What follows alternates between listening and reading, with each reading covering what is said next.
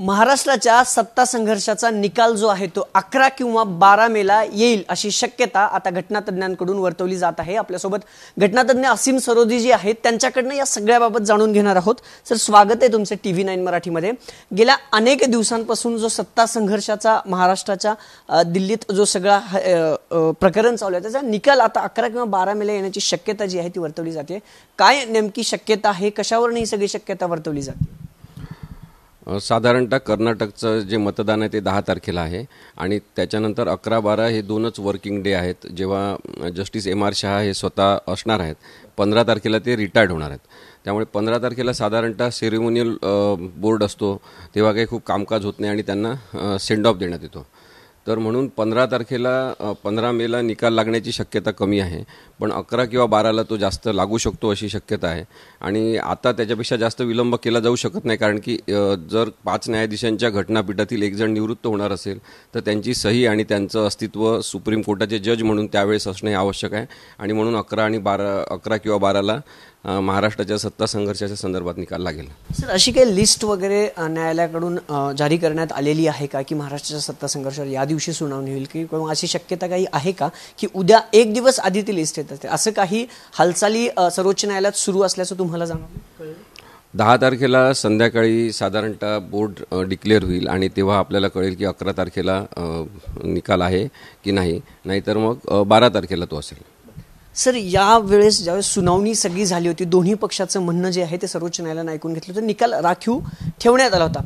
या सगळ्यावरती काय निकाल लागण्याची शक्यता आहे? कायद्याचे जे पेच निर्माण झालेले आहेत ते नेमके कसे सुटू शकतात? घटनात्मक गुंतागुंतीचं सगळ्यात मोठं प्रकरण म्हणून पक्षांतर बंदी कायद्याच्या या महाराष्ट्राच्या सत्ता संघर्षाच्या प्रकरणाकडे बघण्यात येते।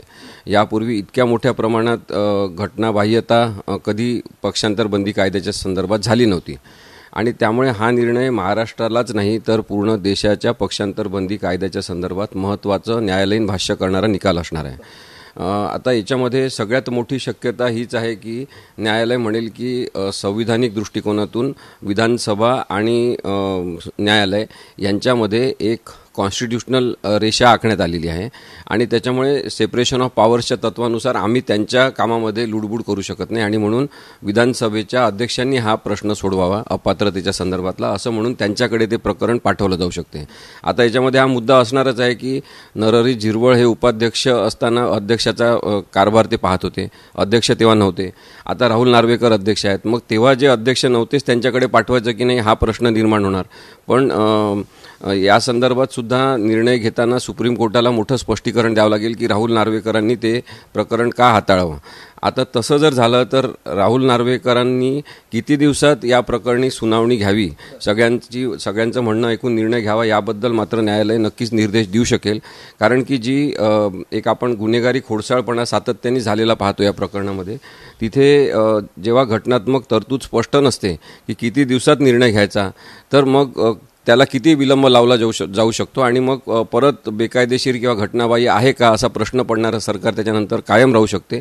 याचा अंदाज घेऊन सुप्रीम कोर्ट नक्कीच एक विशिष्ट दिवसांची कालमर्यादा घालून हा निकाल विधानसभेच्याच अध्यक्षांनी सोडवावा, असं सगळं प्रकरण विधानसभेच्या अध्यक्षांकडे जाईल। ही सगळ्यात मोठी शक्यता ही आहे आणि सर्वोच्च न्यायालयासाठी तो सोपा निर्णय असेल। पण काही झालं तरी गव्हर्नर जे भगतसिंग कोश्यारी होते यांनी ज्या घटनाबाह्य कृती केलेल्या आहेत त्याच्याबद्दल मात्र अत्यंत कडक ताशेरे आणि चिंता सर्वोच्च न्यायालय नक्की व्यक्त करणार आहे। त्यालाच धरून एक मुद्दा असं उपस्थित होतं, हे सगळं प्रकरण जे आपले जुने राज्यपाल होते, तत्कालीन राज्यपाल भगतसिंग कोश्यारी यांच्या कार्यकाळात झालं होतं, आता राज्यपाल बदललेत, याचा काही या निकालावर परिणाम होऊ शकतो का? किंवा त्या राज्यपालांचे निर्णय हे राज्यपाल ते पुढं कसं जाईल? सर, समजा राज्यपालांच्या अखत्यारीत ते सगळं असेल तर? नाही, राज्यपाल हे कंटिन्युअस स्वरूपाचं पद आहे, त्याच्यामुळे राज्यपाल कोण आहेत किंवा त्यावेळेस कोण होते ती व्यक्ती म्हणून महत्त्वाची नाही, राज्यपाल पदाच्या संदर्भातला कारभार कसा झाला, म्हणजे राजभवनातून कोणत्या प्रकारचे निर्णय घेण्यात आले, ते राज्यपालांमार्फत कोणते निर्णय घेतले, याच्यावरच मुख्य लक्ष केंद्रित करण्यात येईल। आणि त्यामुळे भगतसिंग कोश्यारी यांनी राज्यपाल पदाचा गैरवापर केलेला आहे हे मात्र न्यायालय म्हणू शकेल। सर, काही शक्यता देखील आता अनेक घटनातज्ञांकडून वर्तवली, तुम्ही एक पोस्ट देखील केली आहे, काय शक्यता असू शकतात या सगळ्या घडामोडींवर किंवा महाराष्ट्राच्या राजकारणावर या सगळ्याचा काय परिणाम होऊ शकतो, काय शक्यता असू शकते?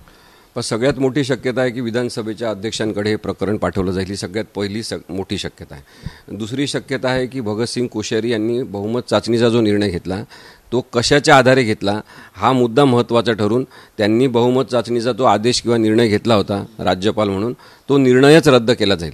आणि त्यामुळे तो निर्णय जर रद्द झाला तर कदाचित स्टेटस को अंटे असं त्याला म्हणतात, की त्यावेळेस होती ती पूर्व परिस्थिती पुन्हा आणा असं होऊ शकते. पण या प्रकरणामध्ये उद्धव ठाकरेंनी राजीनामा स्वतःहून दिलेला असल्यामुळे तशी स्टेटस कोची परिस्थिती पुन्हा येऊ शकणार नाही. आणि म्हणून मग त्या बहुमत चाचणीचाच निर्णय चुकलेला आहे. कारण की एकनाथ शिंदे यांच्यासोबत असलेल्या आमदारांची ओळख काय, ते कोणत्या पक्षाचे आहेत, ते कोणत्याच पक्षाचे नसतील आणि त्या संख्येला कोणत्याही प्रकारचा ची ओळख, कायदेशीर ओळख नसेल, तर बहुसंख्य आमदार माझ्यासोबत आहेत आणि म्हणून पक्ष फुटला असं कोणी म्हणत असेल तर मग ते चुकीचं आहे. आणि म्हणून मला वाटते दुसरी शक्यता आहे की या संदर्भात बहुमत चाचणीचा निर्णय रद्द केला जाऊ शकतो. तिसरी शक्यता आहे की 2/3 लोकांनी बाहेर पडलं पाहिजे एकाच वेळेस आणि दुसऱ्या पक्षात सहभागी झालं पाहिजे किंवा गट स्थापन करून त्याची मान्यता मिळवली पाहिजे. तसं काही एकनाथ शिंदे आणि त्यांच्या गटाने केलेलं नाही. त्यानंतर ते 2/3 एकाच वेळेस बाहेर पडले हे काही दाखवता येत नाही आणि त्याच्यामुळे त्यांनी पक्षविरोधी कारवाया केलेल्या आहे. भारतीय संविधानाच्या 10व्या परिशिष्टातील 2(1)(अ) नुसार त्यांनी घटनाविरोधी कारवाया केलेल्या आहेत. हे स्पष्ट होऊन कलम 142 ते भारतीय संविधानातला आहे. त्याच्यानुसार संपूर्ण न्याय करण्याचे अधिकार हे सर्वोच्च न्यायालयाला आहेत. तर ते अधिकार वापरून न्यायालय स्वतःच सगळ्यांना अपात्र डिक्लेअर करण्याची शक्यता तिसरी आहे.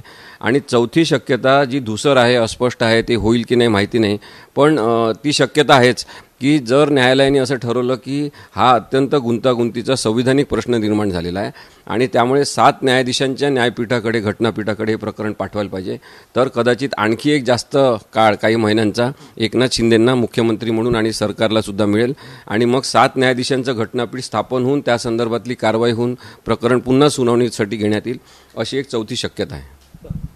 तर हे होते घटनातज्ञ, कायदेतज्ञ असीम सरोदेजी.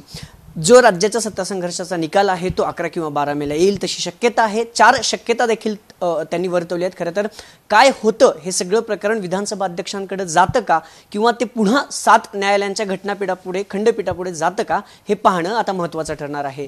कॅमेरा पर्सन सुशांत राऊतसह अभिजित पोते, TV9 मराठी, पुणे.